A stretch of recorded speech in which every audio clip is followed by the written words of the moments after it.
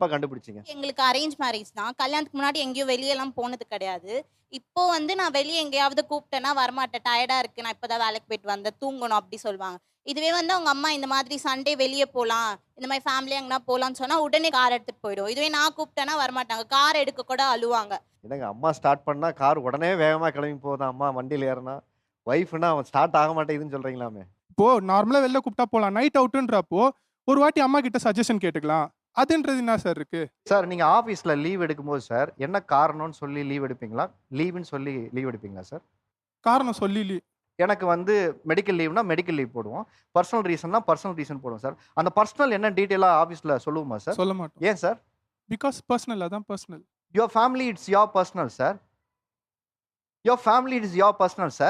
You have to discuss with your wife, sir. Not discuss with everyone, sir. Not discuss with mother and father all the time, sir. That is what they are asking, sir.